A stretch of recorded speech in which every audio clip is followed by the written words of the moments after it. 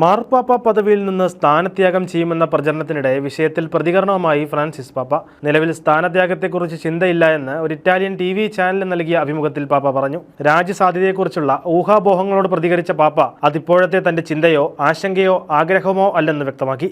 അഭിമുഖത്തിൽ വരാനിരിക്കുന്ന 2 അപ്പസ്തോലിക യാത്രകളെക്കുറിച്ചും പാപ്പ വെളിപ്പെടുത്തൽ നടത്തിയിട്ടുണ്ട്. വർഷത്തിന്റെ 2ാം പകുതിയിൽ ഒരു യാത്ര നടത്താനുള്ള സാധ്യതയുണ്ടെന്നുള്ള സൂചനയും പാപ്പ നൽകി. കോട്ടപ്പുറം രൂപത നിയുക്ത ബിഷപ്പ് മോൺസിഞ്ഞോർ ഡോക്ടർ ആംബ്രോസ് പുത്തൻവീട്ടിലിന്റെ മെത്രാഭിഷേകത്തിനുള്ള ഒരുക്കങ്ങൾ പൂർത്തിയായതായി general convener monsignor doctor Antony Kurisinkal. ഈ മാസം 20 ഉച്ചകഴിഞ്ഞ് 3 കോട്ടപ്പുറം സെന്റ് മൈക്കിൾസ് കത്തീഡ്രലിന് മുമ്പിൽ ഒരുക്കുന്ന വിശാലമായ പന്തലിലാണ് മെത്രാഭിഷേക കർമ്മങ്ങൾ നടത്തുക. Varapuzha archbishop doctor Joseph Kalathiparambil മുഖ്യ കാർമ്മികനാകും.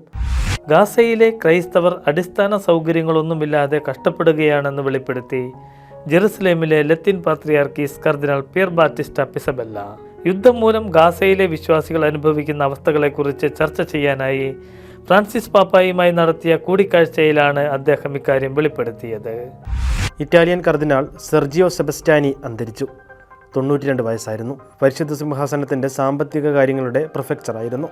കർദിനാളിൻ്റെ മരണത്തിൽ ഫ്രാൻസിസ് പാപ്പ അനുശോചനം അറിയിച്ചു. വിശ്വാസദീപ്തിയിൽ ജ്വലിച്ച് കത്തോലിക്ക സമൂഹം ഒരുമിച്ച് കൂടിയപ്പോൾ വെനിസ്വാല സാക്ഷിയായത് സമാനതകളില്ലാത്ത പ്രദർശനത്തിന്. പരിശുദ്ധ കന്യാമറിയത്തിൻ്റെ രൂപം 7 കിലോമീറ്റർ ചുറ്റി സഞ്ചരിച്ചപ്പോൾ 20 ലക്ഷത്തോളം വിശ്വാസികളാണ് ഇതിൽ അണിചേർന്നത്. 2024 ഫെബ്രുവരി 18 ഞായറാഴ്ച മുതൽ ഫെബ്രുവരി 23 വെള്ളിയാഴ്ച വരെ ഫ്രാൻസിസ് പാപ്പ തൻ്റെ നോമ്പുകാല ധ്യാനം നടത്തുമെന്നറിയിച്ച് വത്തിക്കാൻ.